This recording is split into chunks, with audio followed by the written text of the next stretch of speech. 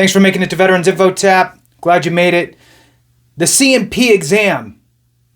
You filed your claim. Everything looks good. You packaged it up with all the evidence. And now the VA is reaching out to you saying you now have a C&P exam scheduled.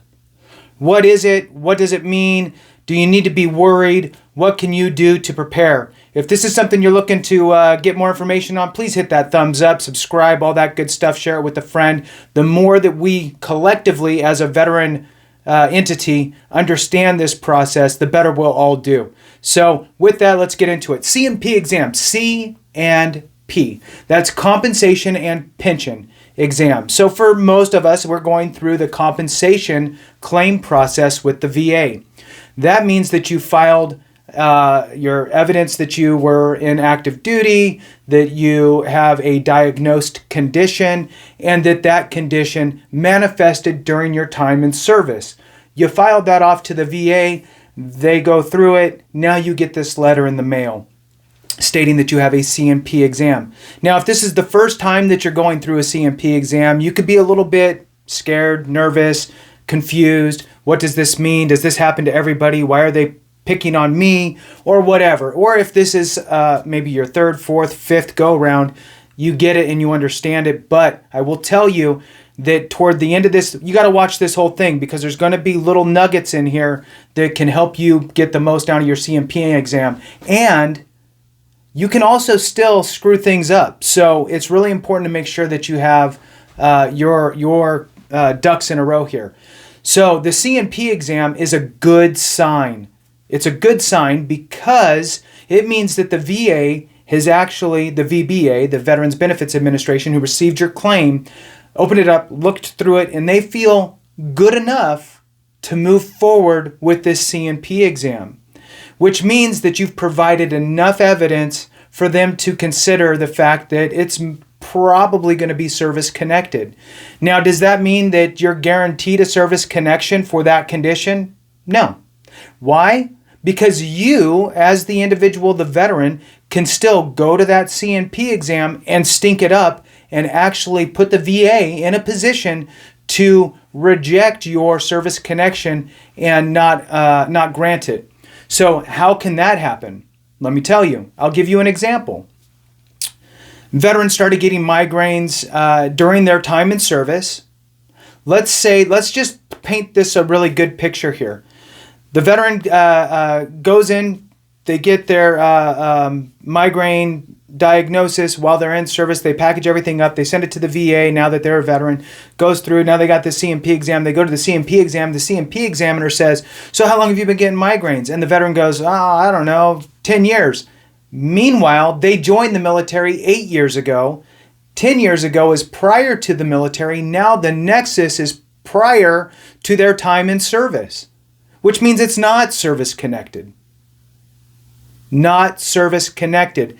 So the VA examiner doesn't really care. They don't really know. They're not trying to figure any of that out on if you're service connected or not. They're just taking down notes. They'll continue asking you questions and so on and so forth. Boom, boom, boom. They fill it all out. Bam, they send it back to the VBA. You're thinking, great, I'm doing everything right. Now the VBA gets that information and they look and they go, well, 10 years, joined 8 years ago. Well, guess what? Denied. And then you're pissed off and you're wondering why, and now you got an uphill battle, appeals and all that good stuff. So don't do that, right? Don't ballpark things. Don't guess things. Don't just throw out numbers and think there's zero consequence, because everything you say is evidence either for you or against you.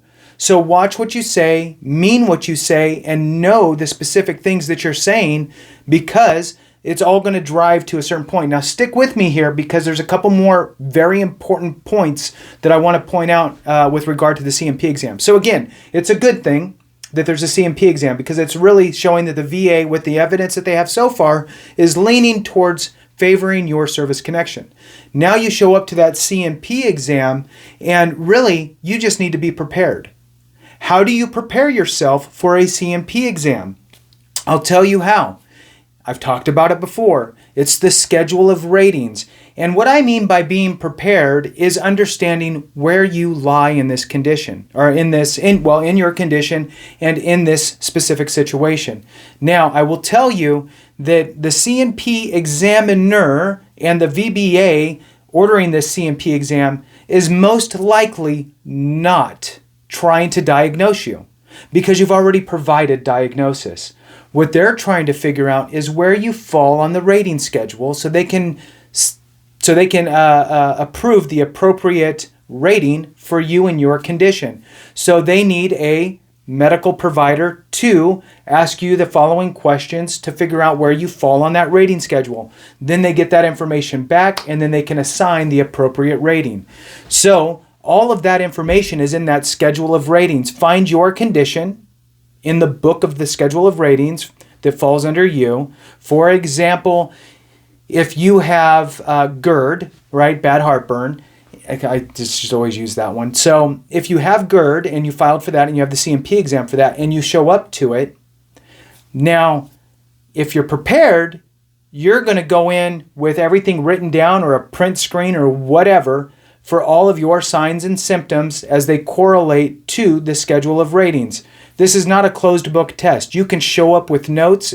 I encourage you to show up with notes so you can make sure that you're articulating the appropriate information.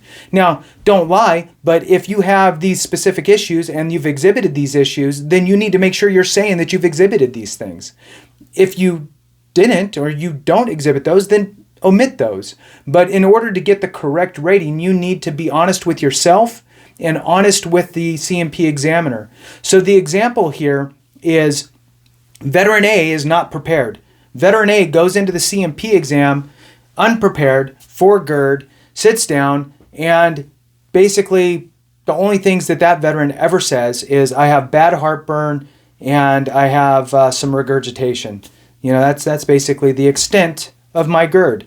So in the 15 different questions, those were the only answers that were ever given, and the C&P examiner notates it, and the veteran at least said that it was in their block of time in service. It first started during my time in service. Okay, so now it's in that window, so that's all correlating, everything's matching up fine, and they gave these two symptoms. That veteran will get a 10% rating most likely. Now, Veteran B actually looked at the schedule of ratings, read through it, made notations, said, I exhibit all of these things, and made notes for it and took it with them to the C&P exam. Sat down with the C&P examiner, and as the questions were asked, bam, first started in 1998 during their block of service, or 2009 or 2017, whatever your date is. First started in this year, which is smack in my time of service, so no issues there. And these are the symptoms that I exhibit through the 15 or whatever different questions that are asked. I have difficulty swallowing. I have regurgitation. I'll vomit. I have substernum pain. I have pain that shoots up into my shoulder. Feels like I'm having a heart attack. I have, bad heartburn. Feels like I'm choking on hot lava. At night it'll creep up and I feel it like in my whole, my whole chest. And, I feel like there's a huge consequence to, having, this, because I feel like I'm going to have horrible, a horrible potential here of having, cancer in my esophagus. And that's a huge detriment to my health, obviously. Right. And so Veteran B answers those types of ways and adds all these different flavors of signs and symptoms of their GERD, and now that is setting them up for most likely in the 60%, at least a 30, but potentially a 60% rating. So the difference between being prepared in this GERD example could range from a not service connected, because you said 10 years instead of 8 years, right? So it could be that, or it could be from a rating standpoint, anywhere from a 10 to a 60%, which is gigantic. Now, GERD is not the only one that's like this. You need to go through the schedule of ratings for every condition that you have a C&P exam for and do your homework prior to the exam. Now, there's a lot of medical information, medical terminology, words that are hard to say. copy, paste, Google search it, get the other definition, right? So difficulty swallowing does not say difficulty swallowing, right? So those are the types of things that you'll need to do on your own. But write down the normal person word, right? That I have this, I have that, I have this. And take that with you to the C&P exam. All right. Thanks a lot. And remember, if we don't take care of each other, something went wrong. Have a good one.